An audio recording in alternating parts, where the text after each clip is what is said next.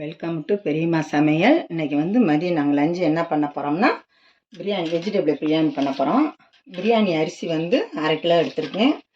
ஒரு அரை மணி நேரம் ஊற வச்சுருக்கோம். ஊற வச்சுட்டு இப்போ என்னென்ன அதுக்கு தேவையான பொருள்னு பார்த்துக்கலாம். இப்போ அரை முடி தேங்காயை உடச்சி பாலாக எடுத்து வச்சுருக்குறோம். அதை தேங்காய் பாலில் செஞ்சால் டேஸ்ட்டாக இருக்கும். அதனால் தேங்காய் பால், பிரிஞ்சி இலை, பெருஞ்சீரகம், பட்டை 2, ஏலக்காய் 2, லவங்கம் 1, எண்ணெய் தேவையான அளவு ஊற்றிக்கலாம். நெய், இஞ்சி பூண்டு பேஸ்ட்டு, தயிர், இது கரம் மசாலா பவுட்ரு, மல்லித்தூள் 2 டீஸ்பூனு, புதினா கொத்தமல்லி 1 கைப்பிடி, பச்சை மிளகா ஒரு 6 பச்சை மிளகா எடுத்து வச்சுருக்கேன். இது கொஞ்சம் காரம் கம்மியாக இருக்கனால இது வேறு மிளகாத்தூள் எதுவும் போடுறதில்ல. அதனால 6 பச்சை மிளகா, பெரிய வெங்காயம் 2, தக்காளி 2 தக்காளி, பெரிய சைஸ் தக்காளி 2, கேரட்டு, உருளைக்கிழங்கு, பீன்ஸு, கொஞ்சோண்டு மீன் மக்கர் போட்டோம்னா கொஞ்சம் டேஸ்ட்டுக்கு நல்லாயிருக்குங்கிறக்கா அது மாதிரி செய்யலான் இருக்கேன். இப்போ எப்படி செய்யணும்னு பார்க்கலாம். குக்கர் அடுப்பில் வச்சுட்டோம். இப்போ எண்ணெய் 4 டீஸ்பூனுக்கு மேலே தான், டேபிள் ஸ்பூனுக்கு மேலே ஊற்றிருக்கேன். நெய் 2 டேபிள் ஸ்பூன் போட்டுக்கலாம்.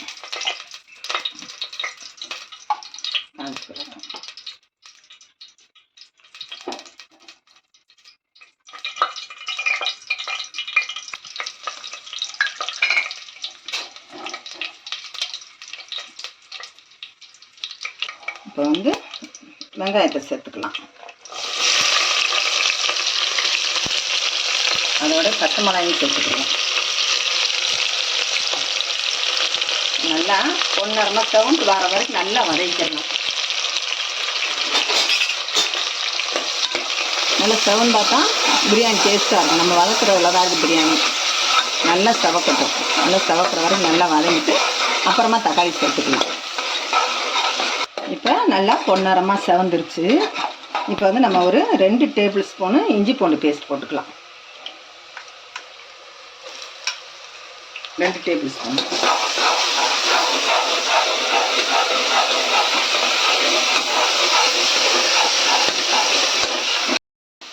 இப்போ நல்லா வதக்கிட்டோம், பச்சை வாசனை போயிடுச்சு. இப்போ தக்காளி சேர்த்துக்கலாம்.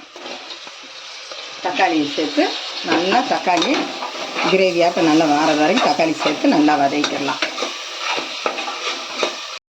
இப்போ நல்லா இந்த அளவுக்கு வதங்கிடுச்சு. இப்போ நம்ம காயும் போட்டு நல்லா வதக்கிடலாம். நான் காயுமே சேர்த்துக்கிறேன். நல்லா இது நல்லா வதங்கட்டும். காய் நல்லா வதங்கட்டும் போட்டோம்னாக்கா நல்லாயிருக்கும். காய் நல்லா வதங்கிக்கிறட்டும். அதுக்கப்புறம் இது வதங்கின பிறகு புதினா போட்டு சேர்த்துடலாம். வதங்கினா போதும். அதில் கொஞ்சம் உப்பு போட்டிருக்கோம். உப்பு போட்டு வதக்கிடுவோம். இப்போ நல்லா காயும் நல்லா வதங்கிடுச்சு. இப்போ புதினா கொத்தமல்லி அள்ளி போட்டுக்கலாம்.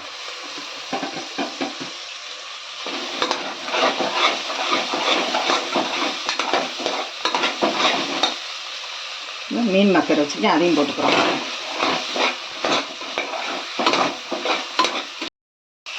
இப்போ நல்லா வதக்கிட்டோம். இப்போ இதுக்கு மசாலா நம்ம சேர்க்குறதே வெறும் மல்லித்தூளும் கரம் மசாலா மட்டும்தான் போடுறோம். மிளகாத்தூள் கூட போடல. ஏன்னா பச்சை மிளகா தான் போடணும். அதுக்கு அது போட்டிருக்கோம். இதை 2 பரட்டிட்டு அப்படியே தயிரை ஊற்றிக்கலாம். இப்போ தயிர் சேர்த்துக்கலாம். ஒரு கப்பு தான் ஊற்றிட்டேன். ஒரு கிண்ண அளவுக்கு போதும் தயிர்.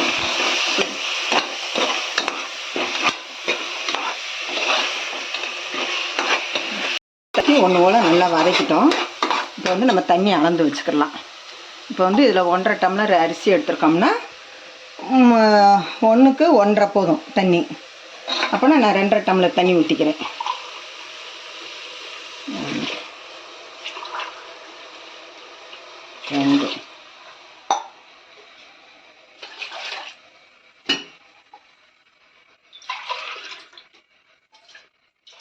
ரெண்டு அது உப்பு சேர்த்துக்கலாம். தண்ணி கொதிச்சதும் அரிசியை போட்டுக்கலாம். இப்போ தண்ணி நல்லா கொதி வந்துருச்சு. இப்போ நம்ம அரிசியை போட்டுக்கலாம்.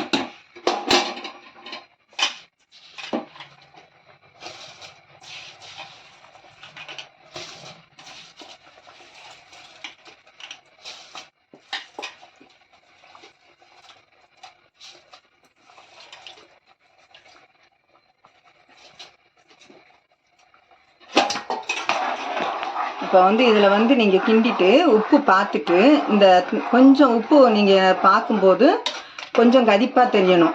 அரிசி இப்போ அரிசி போட்டிருக்கனால கொஞ்சம் நம்ம டேஸ்ட்டு பார்க்கும்போது உப்பு கொஞ்சம் தூக்கலாக இருந்தால் தான் ரைஸ் இறக்கும்போது உப்பு கரெக்டாக இருக்கும் அந்த சாதத்தில் சாப்பிடும்போது. இப்போ நான் உப்பு கொஞ்சம் போட்டுக்கிறேன். உப்பு கொஞ்சம் சேர்த்துக்கிட்டோம்.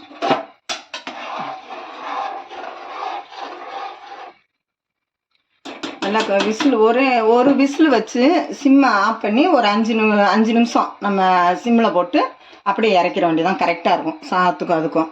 இப்போ லாஸ்ட்டில் ஒரு தண்ணி கொதிச்சு இதான பிறகு ஒரு ஸ்பூனு நெய் போட்டு கிளறி விட்டு மூடி வச்சிடலாம். இப்போ இந்த அளவுக்கு வந்துருச்சு. இப்போ வந்து நம்ம வந்து ஒரு அரை லெமன் ஒரு பழத்தில் அரை பழம் கட் பண்ணி கொஞ்சம் சாறு போட்டுக்கலாம். ஏன்னா கீழே சாதம் ஒட்டாமல் நல்லா பொலன்னு இருக்கும். போட்டிங்கன்னா ஒரே ஒரு டேபிள் ஸ்பூன் நெய் போட்டுக்கலாம். ஏன்னா ஏற்கனவே நம்ம போட்டோம். இப்போ இந்த அளவுக்கு போதும். நெய் போட்டு ஒரே ஒரு விசில் மட்டும் வச்சுட்டு அப்படியே சிம்மில் போட்டுருங்க ஒரு 5 நிமிஷம். இப்போ குக்கர் போட்டு மூடிக்கலாம். வெஜிடபிள் சாதம் நம்ம ஒரு விசில் வச்சு 10 நிமிஷம் சிம்மில் விட்டு எடுத்தோம்னா இப்போ ரெடி ஆயிடுச்சு. சூப்பராக இருக்குது பார்த்தீங்களா? ஒன்றோட ஒன்று குலையாமல் ஒட்டாமல் எப்படி விதையாக இருக்கு பாருங்கள். பொலன்னு இருக்குது. வாசனை செம்மையாக இருக்குது. ஒட்டலை பாருங்கள்.